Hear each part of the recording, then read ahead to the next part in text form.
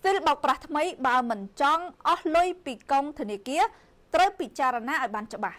អ្នកប្រើប្រាស់គណនីធនាគារទាំងអស់ជាពិសេសអ្នកលក់ដូរអីវ៉ាន់ត្រូវមានការប្រុងប្រយ័ត្នឲ្យខ្ពស់ខណៈដែលថ្មីនេះមានជនឆបោកប្រើ still ថ្មីធ្វើសកម្មភាពបោកប្រាស់មនុស្សអស់ជាច្រើនអ្នក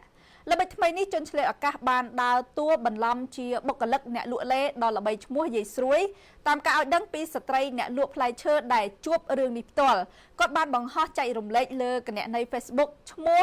Win Katia Saka ដែលក្នុងនោះរៀបរាប់ថាដំបងឡើយជនបោកប្រាស់បានធ្វើជាកំងទិញផ្លែឈើរបស់គាត់អស់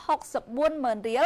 នៅពេលគាត់ផ្ញើ QR code ធនាគារឲ្យវេប្រាក់គឺពុំឃើញទឹកប្រាក់ចូលកុងនោះទេប៉ុន្តែភាគីឆបោកបែរជាថតប្រតិបត្តិការវេប្រាក់នោះឲ្យគាត់និងបង្ខំស្ត្រីលក់ផ្លែឈើឲ្យចុចប៊ូតុងពាក្យទូទាត់ឥឡូវទៅកាន់គេវិញ